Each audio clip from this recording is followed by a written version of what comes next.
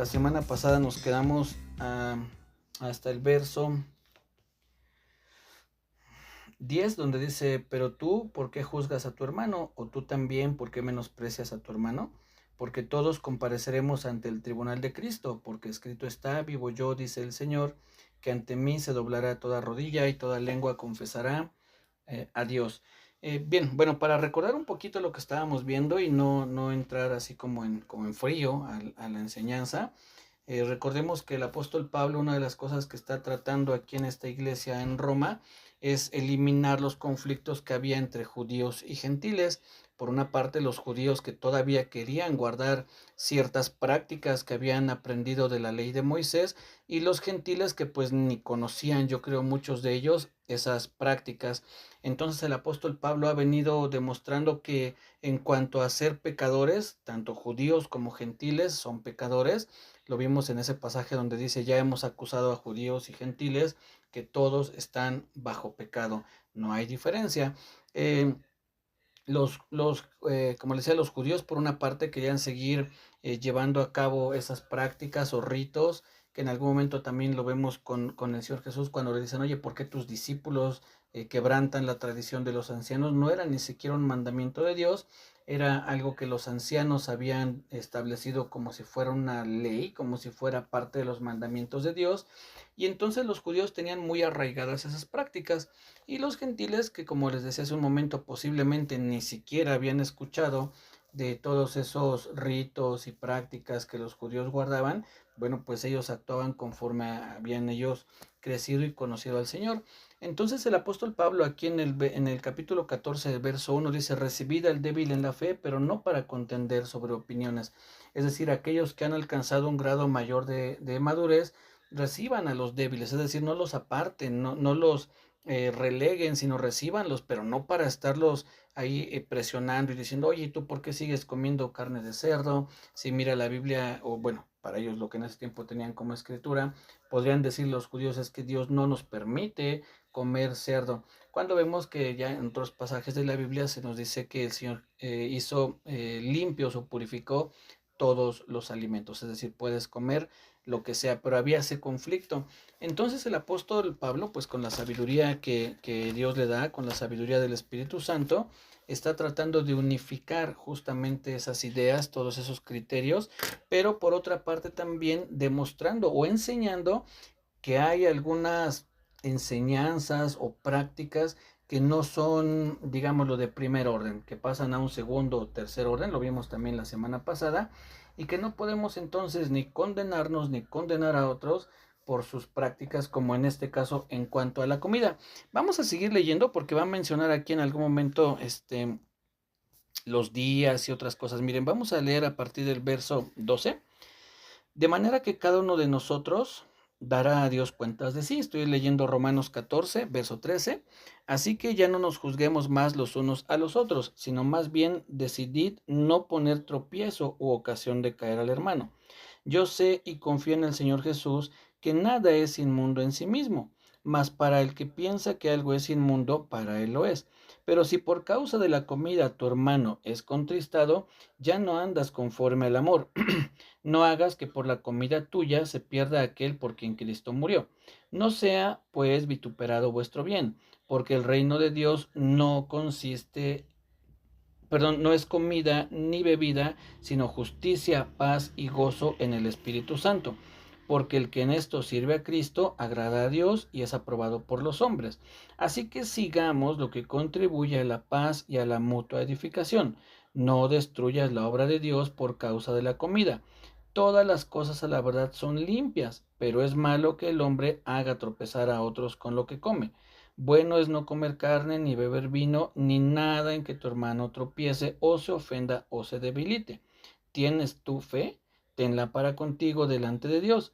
Bienaventurado el que no se condena a sí mismo en lo que aprueba, pero el que duda sobre lo que come es condenado, porque no lo hace con fe, y todo lo que no proviene de fe es pecado. Este es el pasaje que vamos a considerar, o esperemos que nos dé tiempo de verlo todo, pero comienza el apóstol Pablo diciendo que no juzguemos. En el verso 13, así que ya no juzguemos más los unos a los otros, sino más bien decidid no poner tropiezo u ocasión de caer al hermano. Parte de lo que quiero compartir es solamente algo muy breve, pero creo que es importante. De hecho, la enseñanza o la invitación tiene como título juzgar o no juzgar.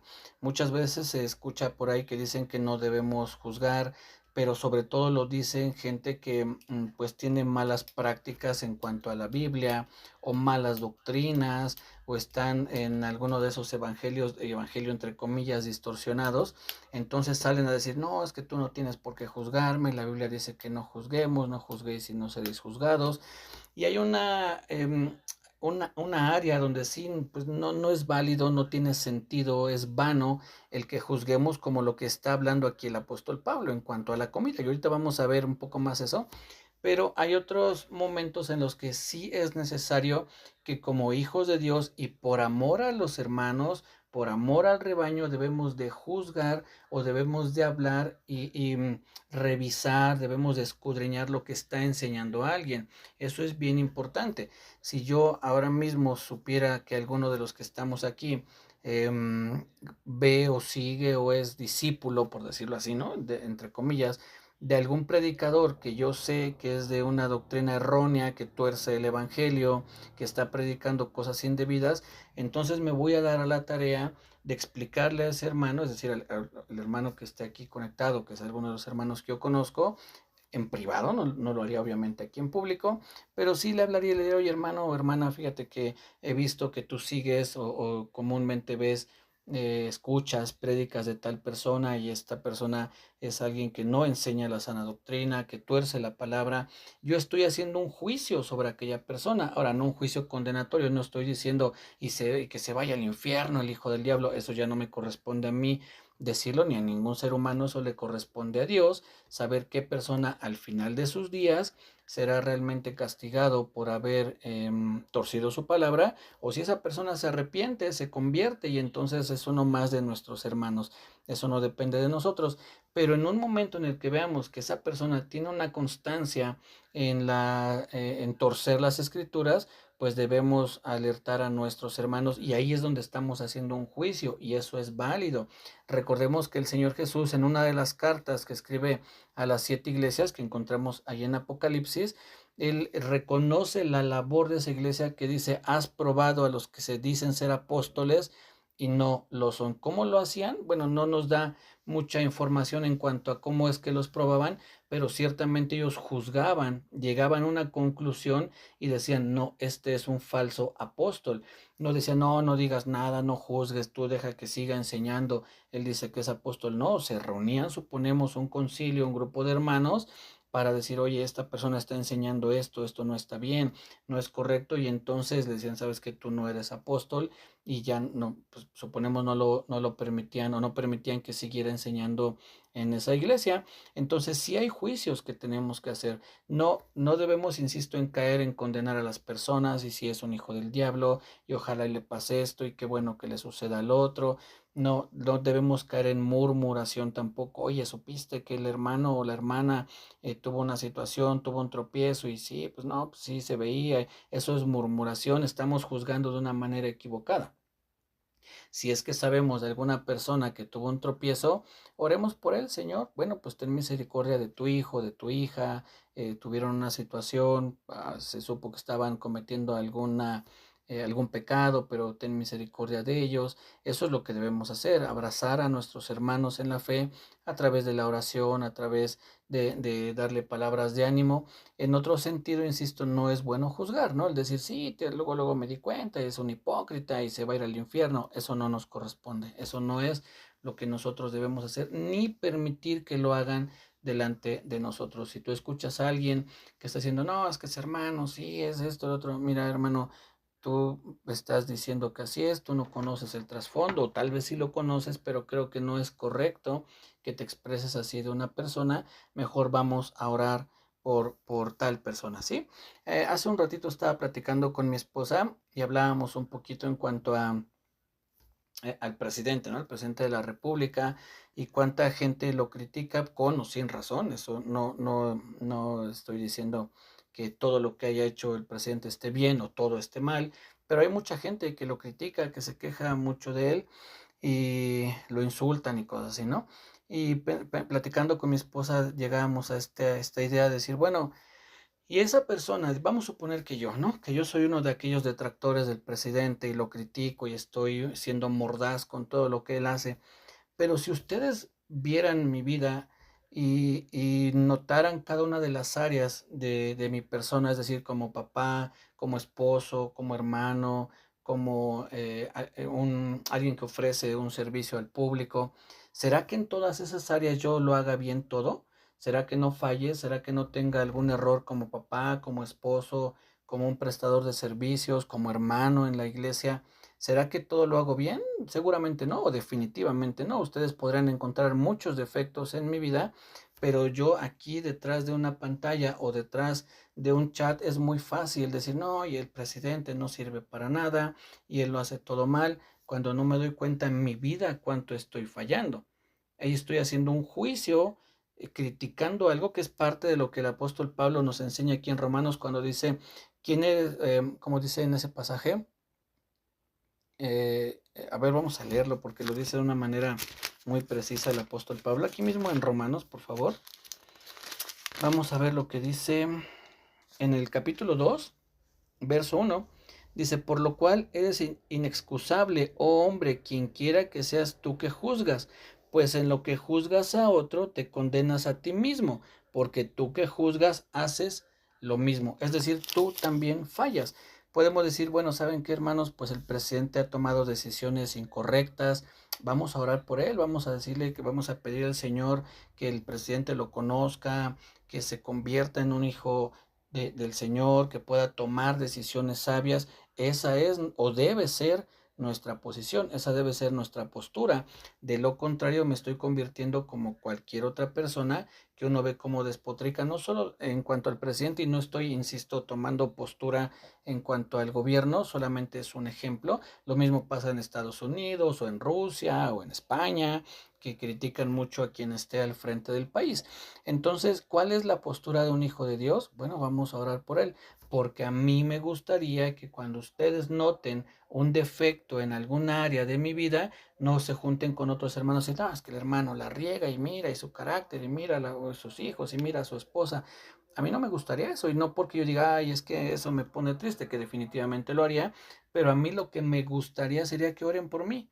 Señor, mira, el hermano, pues esta área en su vida no está bien, ayúdalo, fortalécelo, dale sabiduría, que él pueda ser fortalecido en esa área, que su esposa, que sus hijos, lo que ustedes notaran, ¿no?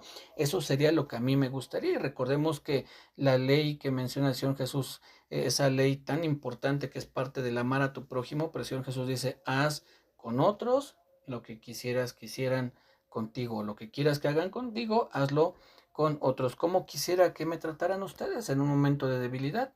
Bueno, así entonces yo los voy a tratar.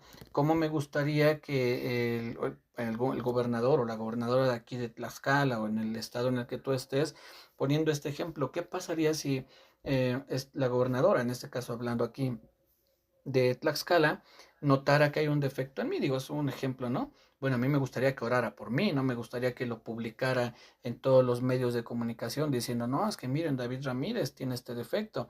Lo mismo yo debería hacer con las autoridades, más allá de estar criticando y quejándome, oremos por ellos, oremos por nuestro país, entonces estaríamos haciendo un juicio, pero un juicio que va a edificar y no un juicio de destrucción.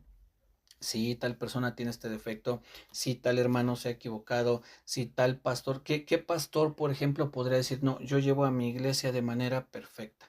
Nunca he cometido un error, siempre lo he hecho todo a la perfección, ninguno. No hay un solo pastor que haya llevado a su congregación de una manera impecable, de una manera perfecta. Todos los pastores en algún momento han cometido errores, simple y sencillamente porque son humanos, nada más por eso. Entonces, nosotros debemos orar por nuestros pastores, debemos orar por nuestros hermanos, por nuestros gobernadores, para que Dios tenga misericordia de ellos y les ayude a dirigir pues el país o el estado o el lugar en el que se encuentren, y es lo que nos dice la Biblia, que oremos por los que están en eminencia. Es una indicación que nos da la Biblia. Entonces, sí es válido juzgar cuando se está buscando la edificación, cuando se está buscando el fortalecimiento de las personas, no la crítica, no la destrucción, no ser mordaces, no criticar por criticar, no solamente esparcir veneno o echar, como dicen, la basura que traigo en mi corazón en el cerebro de otro. No, eso no es válido, ¿sí? Entonces, y bueno, es un paréntesis bien grande el que acabo de hacer, porque el apóstol Pablo pues no está enseñando propiamente la diferencia entre un juicio y otro aquí en este pasaje, pero surge a colación de que dice ahí, no juzguéis. Entonces, volviendo al principio, le decía, sobre todo aquellos que saben que están en una práctica errónea en cuanto al cristianismo, dicen, no, no, tú quién eres para juzgarme, solo Dios me puede juzgar. Bueno, sí, en un sentido Dios te va a juzgar, pero en otro es conveniente que también haya hermanos que juzguen ese tipo de enseñanzas o de doctrinas y que a partir de ahí entonces se pueda alertar a los hermanos para que no sean engañados por alguno de esos pues falsos maestros, ¿sí? Bien, otra de las cosas que también tenemos que notar aquí en este pasaje es que el apóstol Pablo cuando dice, son esas prácticas que había en cuanto al alimento, en cuanto a que si es permitido comer esta carne o solamente legumbres, si es permitido reunirse el domingo o tiene que ser el sábado, es decir, hacer diferencia entre los días, son prácticas que no realmente o enseñanzas que se pueden dar en una iglesia, pero que no son enseñanzas fundamentales. Les voy a leer una frase que hace poco también leí, y hablando en cuanto a las doctrinas, que eso es bien importante y ahorita les voy a comentar algo, pero en cuanto a las doctrinas que hay en una iglesia, fíjense lo que dice esta frase, en lo esencial, es decir, en las doctrinas esenciales, en lo esencial, unidad. En lo no esencial, libertad. En todo, amor. Vuelvo a decirlo, en lo esencial tiene que haber unidad. En lo no esencial tiene que haber libertad, pero en todo debe de haber amor. ¿A qué se refiere esto? ¿Qué es lo que quiere decir esta persona? Bueno, hay doctrinas que deben unir a una iglesia, ¿sí? También pasa que aquellos que normalmente tuercen las escrituras y hablan acerca más bien de revelaciones y experiencias y sueños y visiones, dicen que no tocan tanto la doctrina porque la doctrina lo que hace es dividir. Bueno, sí, en alguna medida tienen razón, pero también es una división positiva, que ahorita lo vamos a ver. Entonces, se quejan de esta división, sí, pero son las doctrinas justamente las que nos deben unir y hay doctrinas esenciales. Y lo que les quería comentar hace un momento es que primeramente Dios, cuando terminemos la carta a los romanos, vamos a estudiar un tema que se llama fundamentos de la fe.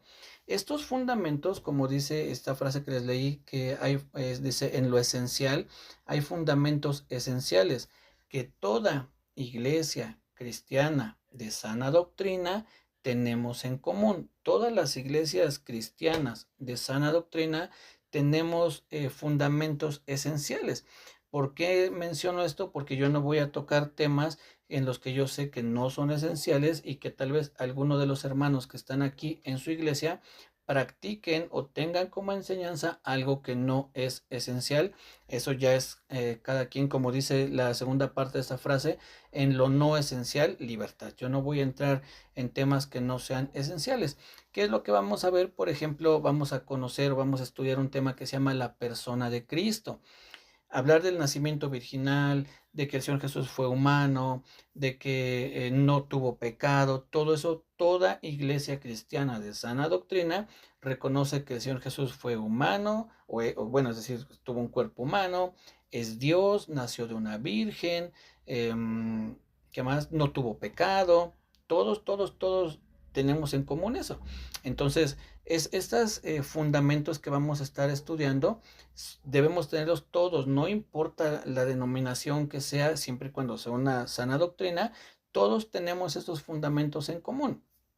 Ahora bien, si después de conocer estos fundamentos, que insisto, se supone que todos deberíamos tener, te das cuenta que tu iglesia no está practicando o enseñando o creyendo estos fundamentos, entonces es ahí donde aplica lo que dicen algunos, ¿no? Dicen las doctrinas causan división, sí, pero una división positiva. Es decir, que si tú cuando conozcas los fundamentos de la palabra de Dios, te das cuenta que en tu iglesia no los practican, bueno, pues lo más conveniente sería una de dos, que hables con tus líderes o con tu pastor, les expongas qué es lo que está sucediendo y si no hay una recepción, digamos, no reciben de una buena manera tu comentario, yo creo que es conveniente buscar una iglesia donde compartan la doctrina que tú tienes, porque de lo contrario va a haber una división, ¿sí?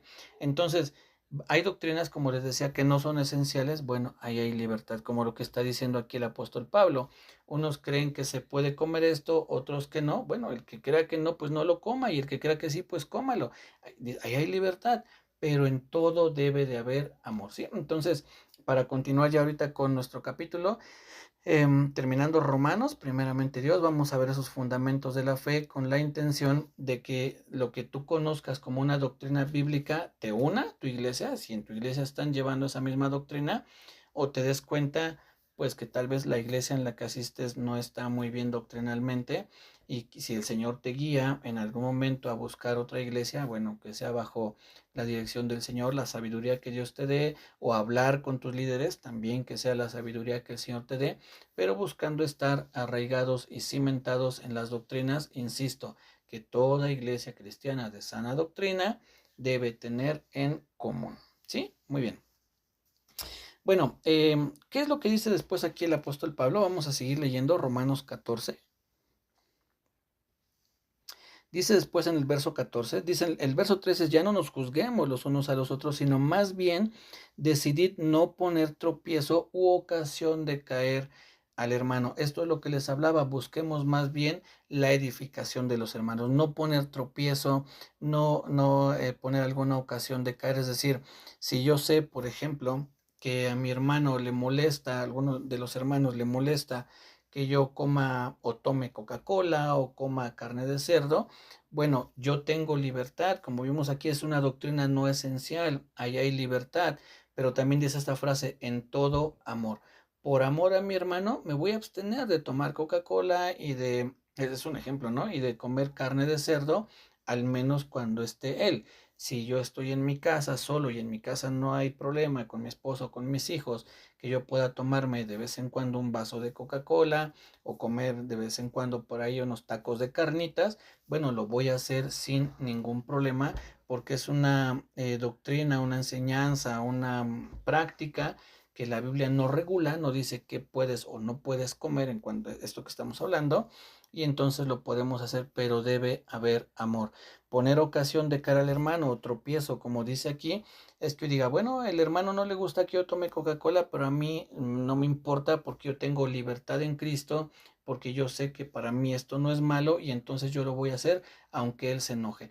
Hace mucho tiempo escuché de una mujer, una predicadora, que decía que le habían invitado a una iglesia donde no danzaban y que entonces en esa iglesia estaba ella hasta el frente y junto a ella estaban un grupo de hermanos que estaban muy serios, muy formales. Y entonces ella dice que ella sabía que estos hermanos pues no estaban muy de acuerdo o no estaban de acuerdo con la danza. Y ella dice, ¿saben yo qué hice? Me puse a danzar enfrente de ellos. Pues es algo como dice aquí el apóstol Pablo, poner una ocasión de caer, ¿no? Poner tropiezo porque no lo está haciendo por alabar al Señor, sino por retar a estos hermanos. Entonces, si a mi hermano le es ocasión de caer que yo dance, digo, en este caso, pues no dances en ese momento. O sea, no es que si no danzas Dios te va a borrar de su libro de la vida, ¿no? Pues no es el caso, ¿no? Entonces, ahí dice, en las doctrinas, eso sería una práctica o una enseñanza no esencial, no es algo esencial. La Biblia no hay una regulación en cuanto a la danza. Entonces, habrá iglesias que dancen, bueno, tienen libertad, iglesias que no dancen, tienen libertad.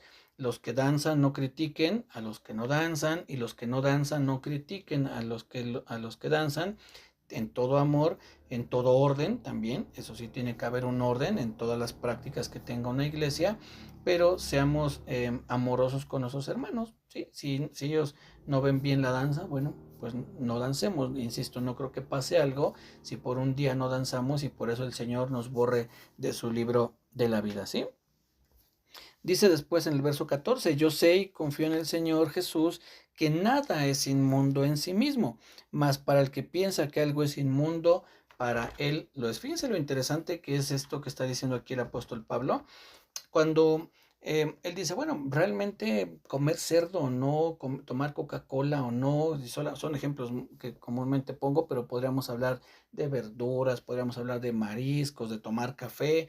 Hay por ahí una religión que prohíbe tomar café, ¿no? Entonces, bueno, si para ellos es así, ellos tendrán que dar cuenta si hicieron bien o mal.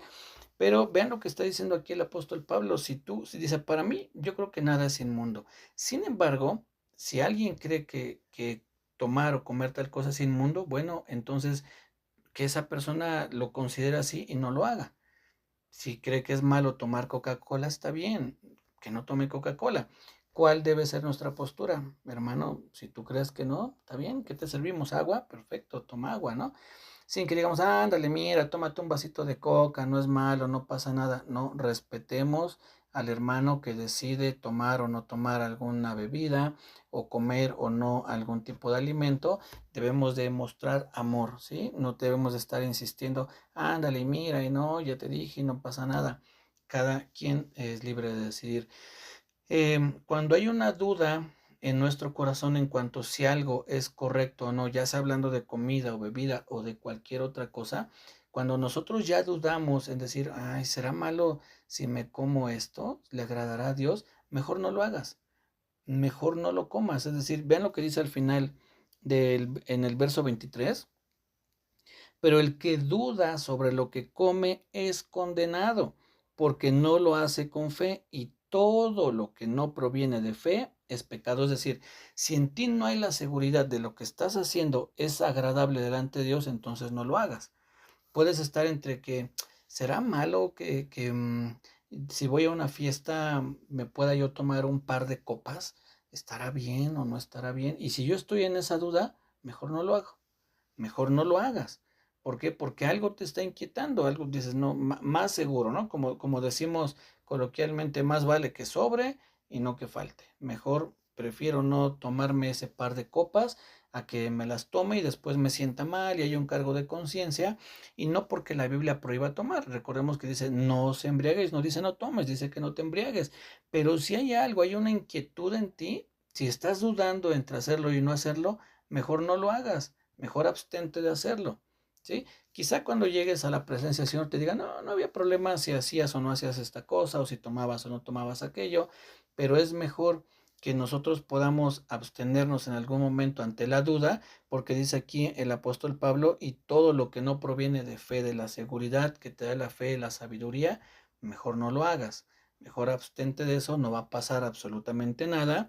Si vas a una fiesta y no te tomas ese par de copas, si vas a un restaurante y en vez de pedir una rachera, decides pedir unas enfrijoladas porque te inquietó de alguna manera eso, bueno, está bien, no lo hagas, ¿no?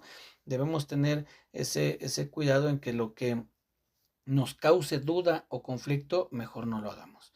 Si tenemos duda, decir, ay, es que no sé si hacer esto o hacer lo otro estará bien o estará mal, pues escudriña la Biblia, de momento abstente, es preferible que no lo hagas, mejor no lo voy a hacer hasta que no esté seguro que la Biblia prohíbe o valida esto que estoy haciendo o que pensaba hacer, ¿no? Entonces, si hay una duda en tu corazón, mejor no lo hagas. Y una vez que puedas comprobar conforme a la escritura si es correcto o incorrecto, entonces puedes hacerlo o definitivamente decides ya no hacerlo porque ahora te das cuenta que no está bien eso que tú estabas planeando, ¿no? O en algún momento tuviste eh, esa situación en tu vida. ¿Sí? Dice, vamos a regresarnos un poquito, dice en el verso 20, ya para ir terminando. No, desde el 19 dice, así que sigamos lo que contribuye a la paz y a la mutua edificación. No destruyas la obra de Dios por causa de la comida. Todas las cosas a la verdad son limpias, pero es malo que el hombre haga tropezar a otros con lo que come. Bueno es no comer carne, ni beber vino, ni nada en que tu hermano tropiece, o se ofenda, o se debilite. Eso es lo que les decía, ahí estamos hablando del amor, ¿no? Si tu hermano considera todavía es una persona que no ha alcanzado una madurez para poder determinar que pues la comida ni te hace más ni te hace menos, bueno, entonces mientras llega a ese punto en lo que el hermano alcanza esa madurez bajo una enseñanza bíblica, abstente, dice, no es malo que comas carne, pero sí es malo si hace tropezar a tu hermano. No es malo que tomes vino, pero sí es malo si eso puede causar tropiezo a tu hermano. Imagina que hay una persona que tiene algún tipo de problema con el alcohol y lo invitas a tu casa y lo primero que haces es poner una botella de vino y si tú sabes, si tú estás consciente del problema que tiene esa persona, tú estás poniendo un tropiezo, tú estás siendo partícipe en algún momento del pecado de ese hermano si vuelve a tropezar. Es preferible que no ofrecerle, si tú estás acostumbrado a tomarte una copa de vino en tu alimento, bueno, algo que tu conciencia te dictará si está bien o mal, pero si tú conoces que hay un hermano que tiene alguna problemática así, pues no provoques o no seas parte de ese mal que puede en algún momento venir sobre el hermano. Sí, tengamos cuidado, actuemos con amor y por amor a nuestros hermanos. Vuelvo a decir, en lo esencial unidad, en lo no esencial libertad, pero en todo amor. Demostremos ese amor. Entonces, mis hermanos, bueno, pudimos ver algunos pasajes aquí salteados de este capítulo que en esencia viene hablando lo que dice el apóstol Pablo en cuanto a la libertad que puedo no tener en Cristo, pero mi libertad no debe convertirse en libertinaje, mi libertad debe ser por amor a mis hermanos y con amor a mis hermanos. Hay una gran alegría en la libertad, aunque a veces no podamos ejercerla. ¿A qué me refiero? Yo podría tener la libertad de tomarme una copa de vino, pero si eso puede afectar a mi hermano, entonces no hago uso de mi libertad, hago uso del amor y por amor a mi hermano me abstengo, ¿sí? Muy bien, mis hermanos, pues hasta aquí le dejamos, nos saludamos el jueves, si Dios nos lo permite, que tengan un bendecido descanso, muy buenas noches.